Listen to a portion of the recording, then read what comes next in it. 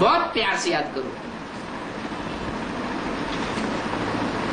सारी रात का फाउंडेशन बेला है सोने का समय, और सारे दिन का फाउंडेशन बेला है अमृत बेला। तो ये दो टाइम बहुत प्यार से याद करो। बाबा अब हम आपके बन चुके हैं। क्या? अब हमने माया के अस्त्र शस्त्र सारे छोड़ दिए, हम आपके ही बन के रहेंगे। बस अब आप ही हमारे सब कुछ हो। ऐसे बाप को याद करते रहेंगे तो भी स्वर्ग में चले जाएंगे। बाप को याद करते तो बाप कब साक्षात्कार भी करा देते हैं।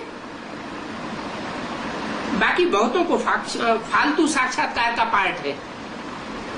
ऐसा भी चलता रहता है कि हमारे में शिव बाबा आते हैं, यह आता है, वो आती है। वो सब है माया की प्रवेशता। भक्ति मार्ग में भी मीरा को कृष्ण का साक्षात्कार होता था। ऐसे तो नहीं कहती थी कि मेरे में कृष्ण आया, मतलब इशारा दिया कि कोई को अगर साक्षात्कार होता है तो इससे ये नहीं समझना चाहिए कि उसमें किसी ने प्रवेश कर लिया।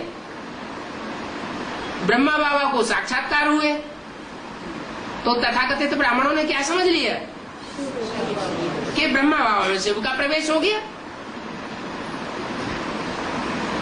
ये ज्ञान की बातें भी बड़ी समझने की है। अज्ञान होकर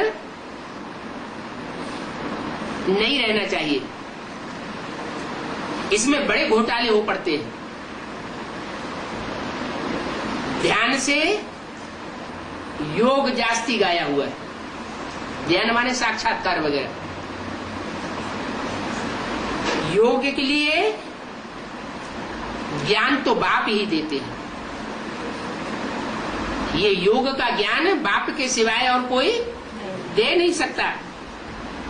हे आत्माएं, तुम मुझे याद करो तो विकार विनाश हो जाएंगे, वर्षा पालेंगे। इसको कहा जाता है प्राचीन भारत का राजयोग। वर्षा जरूर मिलेगा, ये समझ की बात है ना। बाप ये स्वर्ग की स्थापना करने वाला, बाप के सिवाय कोई मनुष्य मात्र स्वर्ग की स्थापना नहीं कर सकता। वो तथाकथित ब्राह्मण क्या कहते हैं और क्या समझते हैं?